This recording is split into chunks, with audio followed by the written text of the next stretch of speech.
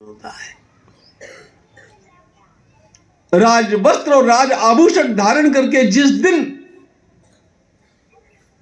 सिंहासन पर बैठना था युवराज के रूप में, उस दिन भगवान अपनी ही अयोध्या में से अपने ही मित्रों के सामने बलकल धारण करके वनवास के लिए चले। वंदे महापुरुषते चरणारविंदम।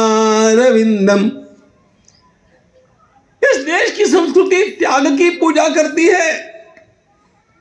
इस देश की संस्कृति तप की पूजा करती है।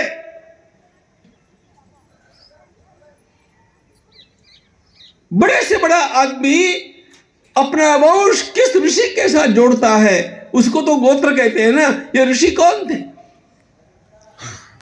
ये संपत्तिमान लोग नहीं थे, इन्होंने बहुत धन कमाया नहीं था, लेकिन ये तपस्वी थे। इन्होंने भगवान को नहीं छोड़ा था, सब कुछ छोड़ दिया। दो बातों का त्याग नहीं किया, एक भगवान का त्याग नहीं किया और अपने धर्म का त्याग नहीं किया। इसलिए वंदनीय बन गए ऋषि और वे हमारे गोत्र पुरुष बन गए।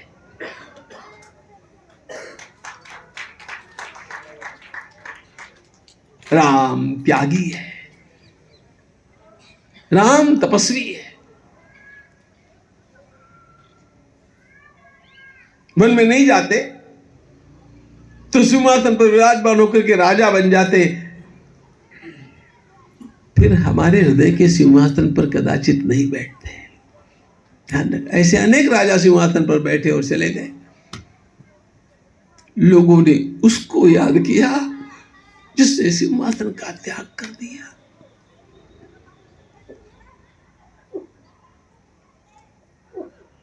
तो यह कथा केवल एक व्यक्ति की कथा नहीं है ना, पूरा परिवार ऐसा है।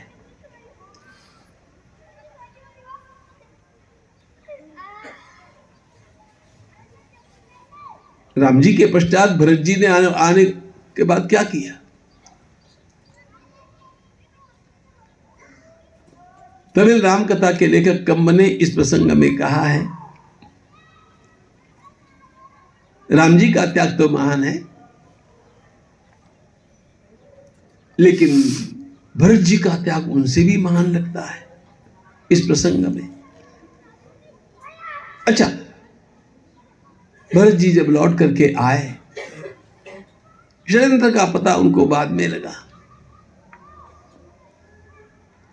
पिताजी भी चले गए। सब ने कहा अब कोई उपाय नहीं है भरत, अब सिंहासन पर बैठो। राम कथा एक व्यक्ति की कथा नहीं है, एक परिवार की कथा है।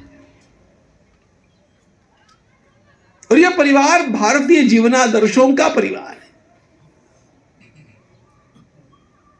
इस राष्ट्र ने सर्वदा अपने सामने राम के परिवार को रखा। भरत जी के स्थान पर अन्य कोई भी होता तो यही कहता, मेरी तो जरा भी इच्छा नहीं है, लेकिन जनता का आग्रह होने के कारण मैं बैठ गया।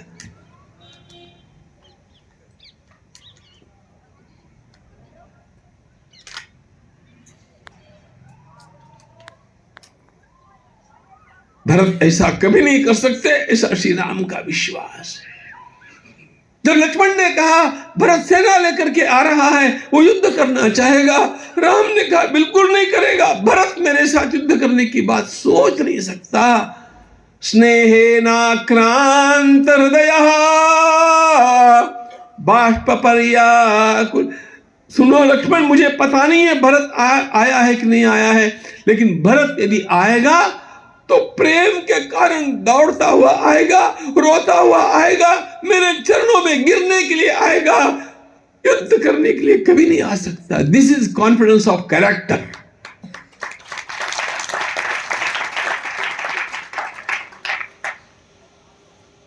भरत ये कर नहीं सकता।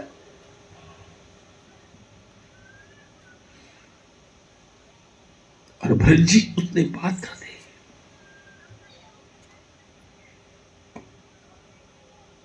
राम जी को वन में जाना चाहिए। It was demanded at least by 2 citizens, Kaikeyi माता और मंथरा मैडम। भरत को वन में जाना चाहिए तो कोई सोचा भी नहीं था, तब भी चले गए।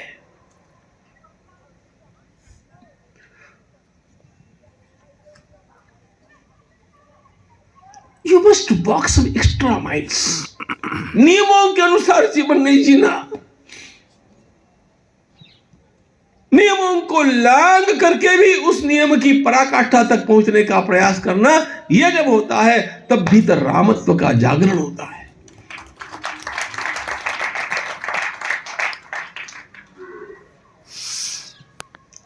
भरत जी की आप कल्पना करके देखो, भरत जी के स्थान पर कोई भी होता, अब दूसरा कोई उपाय नहीं भाई, कोई उपाय नहीं है, I am helpless, know what can be done, this is the only option, चलो बैठ जाओ कुर्सी।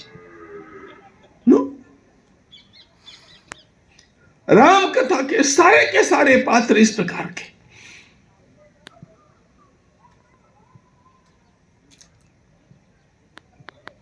और वही हुआ, स्नेहेनाक्रांत हृदयः बाष्प पर्याप्त कुलेक्षण। एग्जैक्टली भगवान श्री राम ने जैसा वर्णन किया है उसी रूप में भरत आए, क्योंकि भगवान को पता था मेरा भरत कैसा है।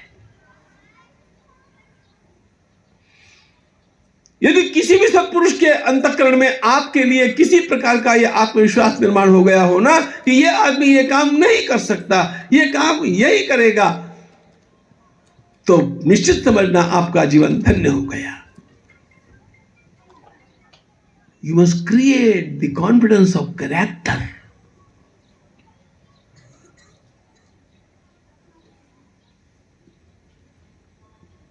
चित्रकूट के प्रांगण में कैसा संवाद, दोनों भाइयों की लड़ाई। अब उसका मैं विस्तार से वर्णन नहीं करता हूं, राम कथा करने नहीं बैठा हूं।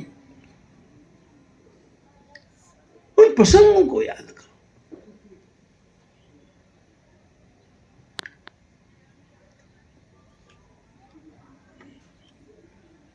अच्छा, उसमें भी एक विशेष बात है, परिवार को संभालना चाहते हैं आप। भरत जी ने कैकेयी की निंदा से आरंभ किया, मेरी मां ने गलत काम किया। भैया भगवान ने तपाक से कह दिया, माता पिता के गुण दोषों की चर्चा मत करो, मुद्दे की बात बोलो। माता पिता के गुणों दोषों की चर्चा करने का अधिकार मैं नहीं मानता हूं। गलती उनकी कुछ भी नहीं है, न पिताजी की गलती है न मां की गलती है। भगवान श्री राम ने इतना ही नहीं कहा,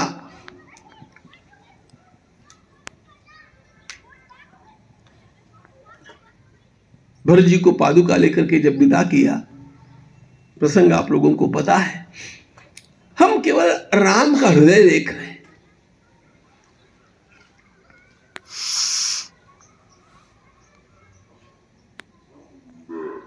मैंने कभी एक पुस्तक पढ़ी थी, माइंड ऑफ कृष्णमूर्ति। तब से मेरे मन में कि एक पुस्तक में लिखूं mind of Ram, mind of Dnyaneshwar Maharaj. इनका मन कैसा था?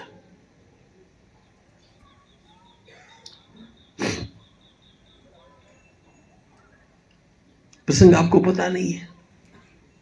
पादुकाएं लेकर के लक्ष्मण चले, गलती हो गई, भरत चले गए। भगवान ने भरत को आगे जाने दिया।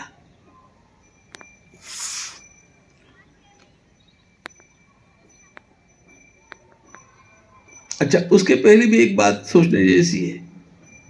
सारे के सारे मुद्दे समाप्त हो गए, तब सबने वशिष्ठ मुनि से कहा कि गुरु की आज्ञा तो सबसे ऊपर होती है, आप आज्ञा करो। और वशिष्ठ मुनि आज्ञा करने वाले हैं। भगवान श्री राम ने पग पकड़ करके कहा, आप मुझे आज्ञा मत करो,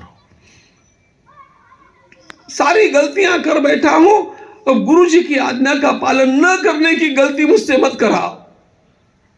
I can never do it. और वहां पर भगवान के मुख से वह श्लोक आया जो अमर श्लोक है,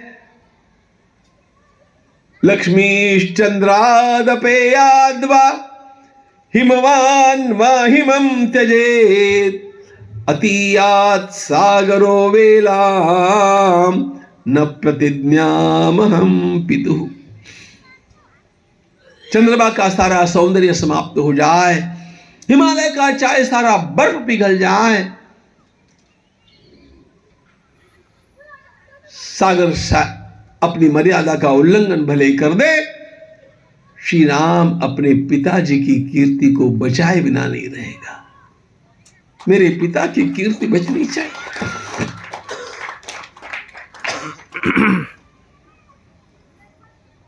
सोचो। अच्छा, ये तो कहकर के उन्होंने गुरु जी को भी रोक दिया और बाद में अपनी ओर से ही उन्होंने उपाय सुझाया, भरत जी को पादुकाएं प्रदान की और भरत जी को आगे जाने दिया, शत्रुघ्न को पीछे रोक लिया और फिर कहा, शत्रुघ्न, मेरा तुम्हारे जीवन में क्या स्थान है? देखो भगवान क्या पूछते हैं। तो शत्रुघ्न ने कहा, भैया आप मेरे पिता के स्थान पर हैं। फाइन, सीता तुम्हारी कौन है? भाभी तो मेरी मां है। भगवान कहते हैं, सुनो,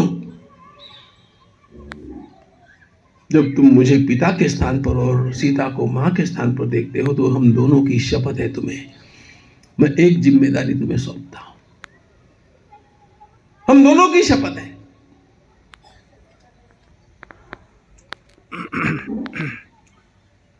शपथ,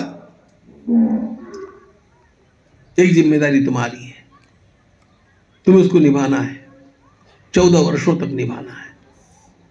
और क्या जिम्मेदारी भगवान ने दी होगी? You simply can't imagine. भगवान ने कहा, 14 वर्षों तक हम दोनों की शपथ है, शत्रुघ्न तुम्हें, भरत तो खैर अब नंदीग्राम में रहने वाला है, अयोध्या में तुम रहने वाले हो, इसलिए जिम्मेदारी तुम्हारी रहेगी। और क्या जिम्मेदारी है? पूरी अयोध्या में कैकेयी के लिए एक भी अपशब्द किसी के द्वारा उच्चारित नहीं किया जाए, ये जिम्मेदारी तुम्हारी।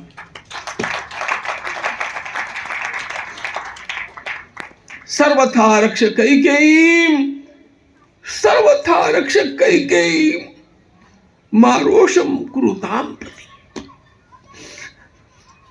कैकेयी की रक्षा करो,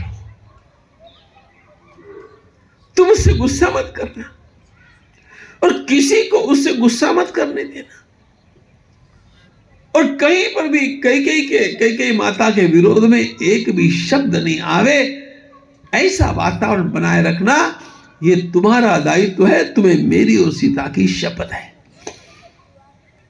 अरे जिस कैकेयी के कारण इस कुल का सत्यानाश हुआ, जिस कैकेयी के कारण भगवान को 14 वर्षों तक वन में घूमना पड़ा, जिस कैकेयी के कारण भगवान के वनवास के दुख को लेकर के पिताजी की मृत्यु हुई, उस कैकेयी के मन के बारे में भगवान इतना सोचते हैं। See how delicately he thinks.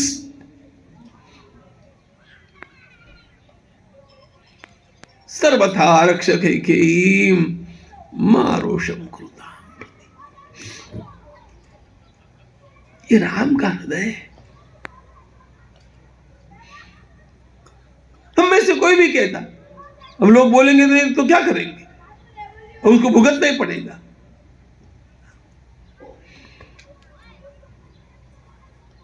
गलती करने वाला आदमी अपनी गलती से स्वयं जब जल रहा है, उसको और जलाना आवश्यक नहीं है, योग्य नहीं है। भूल जाओ। क्षमा करने में भगवान की वृत्ति भूल जाने की थी। कैसी विचित्र है भगवान की वृत्ति। यदि कोई उपकार करता है, अच्छा काम करता है ना, 10 लोगों को बतलाते हैं, इसने हमारे लिए ये काम किया, इसने ये काम किया। प्रशंसा करने में भगवान तो एकदम माहिर है। और न स्मरत्यपकाराणाम शतानाम आत्मवत्तया। क्या बोले, लोग क्या बोलते हैं भगवान के बारे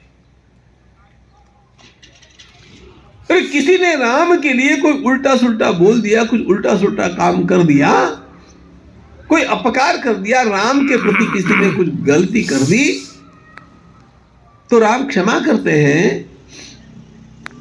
क्षमा करते हैं ऐसा शब्द नहीं आया है वहां पर। क्षमा करना भी बड़ी बात है।